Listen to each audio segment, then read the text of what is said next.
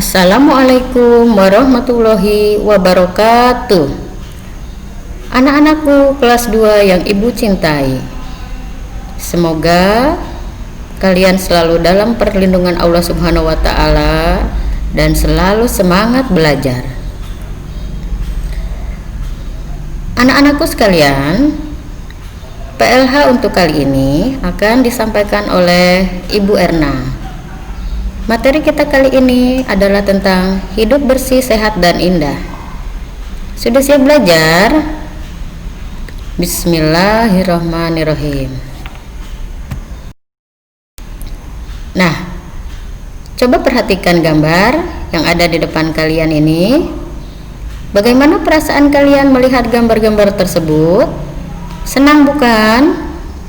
Ada rumah yang sangat bersih, kemudian taman yang asri, ruang keluarga yang nyaman, kamar mandi yang bersih dan rapi, serta kamar tidur yang cukup pencahayaan dan cukup udara. Ini menjadi harapan kita semua memiliki rumah sehat, bersih, dan rapi. Tetapi jangan salah, jangan diartikan kalau rumah yang bersih, rapi harus selalu rumah mewah atau rumah yang dibangun dengan biaya yang sangat mahal. Rumah sederhana pun bisa menjadi rumah bersih, sehat, rapi, dan indah.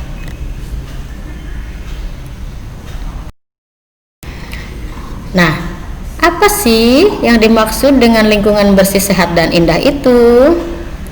Lingkungan bersih. Lingkungan bersih adalah lingkungan yang bebas dari kotoran, sampah berserakan, dan debu. Sampah ini menjadi permasalahan yang luar biasa karena dari sampah banyak menimbulkan penyakit. Dari sampah, baik itu sampah rumah tangga, sampah perkantoran, sampah industri, semuanya akan menjadi masalah kalau tidak kita atasi dengan baik. Kemudian lingkungan sehat. Yang dimaksud dengan lingkungan sehat adalah lingkungan yang bebas dari penyakit. Nah, bagaimana dengan kondisi saat ini? Kita sedang mengalami pandemi. Lingkungan kita betul-betul harus kita jaga sebaik mungkin supaya kita tidak terkena penyakit corona ini. Kemudian dengan lingkungan indah. Lingkungan indah adalah lingkungan yang enak untuk dilihat, terasa sejuk karena terdapat banyak tanaman, tertata rapi dan terawat dengan baik.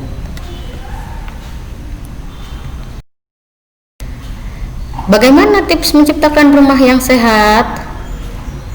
Tips itu adalah cara-cara atau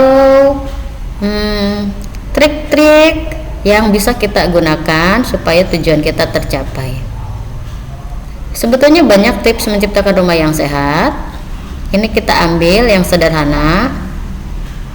Dengan menjaga kebersihan rumah dengan baik. Pada umumnya, masalah kesehatan selalu muncul dari bakteri dan kuman akibat rumah yang kotor. Kemudian hindarkan genangan air. Penyakit demam berdarah seringkali dipicu sebab adanya genangan air. Kalian tahu nyamuk penyebab penyakit demam berdarah? Ya, Aedes aegypti. Nyamuk ini sangat suka sekali di air yang jernih. Itu tandanya air tersebut sudah tergenang sangat lama. Berkembang biaknya nyamuk ini sangat berbahaya karena penyakit demam berdarah menyebabkan kematian. Tips berikut: tata dengan baik pekarangan rumah. Memberikan pepohonan atau tanaman hijau bukan hanya akan sehat untuk lingkungan, juga dapat memberikan kesan yang asri untuk rumah kita. Bagaimana jika tidak mempunyai pekarangan yang luas? Pekarangannya sempit, hanya cukup untuk tempat parkir. Kita bisa menyiasatinya dengan cara menanam di dalam pot. Tentu saja penempatannya dikerjakan dengan rapi supaya tidak menjadi penghalang jalan keluar masuk.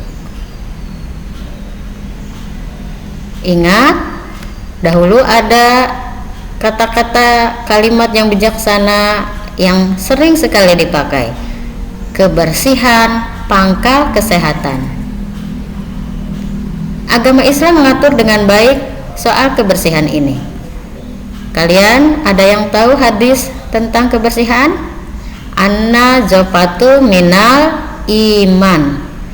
Kebersihan itu sebagian dari iman. Siapa yang wajib menjaga kebersihan? Semua. Kebersihan bukan hanya tanggung jawab mama, bukan hanya tanggung jawab asisten rumah tangga, atau bukan hanya tanggung jawab pasukan oranye yang membersihkan jalan-jalan di sekitar kita. Kebersihan adalah tanggung jawab kita semua. Dengan hal-hal yang sederhana, kita bisa membantu orang dewasa menjaga kebersihan. Setelah makan permen, bungkusnya segera buang ke tempat sampah. Kamar yang tidak rapi, selimut yang masih acak-acakan, buku yang berserakan, segera dirapikan. Karena tempat yang kotor sangat disukai oleh hewan-hewan yang biasa ada di tempat kotor. Contohnya apa? Tikus, kemudian kecoa, nyamuk juga. Nah, hewan-hewan tersebut tentu akan membawa penyakit masuk ke dalam rumah kita. Untuk menjaga lingkungan yang bersih, kita harus menerapkan kebersihan pada diri kita, kemudian orang-orang di sekitar kita, dan lingkungan rumah kita.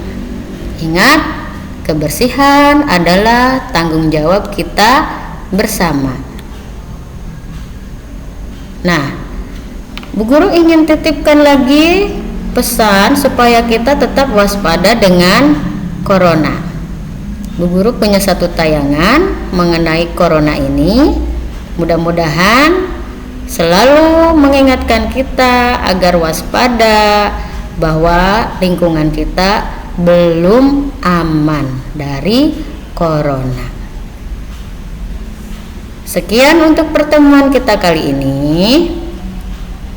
Di pertemuan selanjutnya kita akan membahas lagi mengenai lingkungan hidup dengan lebih menarik supaya tujuan kita dalam pembelajaran ini yaitu menciptakan lingkungan yang sehat untuk diri kita sendiri, untuk orang lain, dan utamanya untuk semua umat manusia tercapai.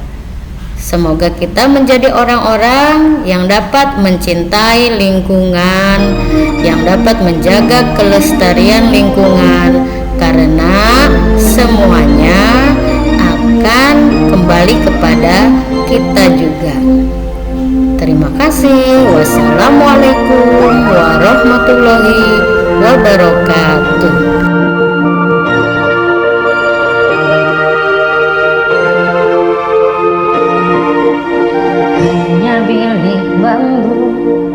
Tanpa tinggal kita, tanpa hiasan, tanpa lukisan, meratap jerami, beralaskan tanah. Namun semua ini punya kita. Memang semua ini milik kita sendiri.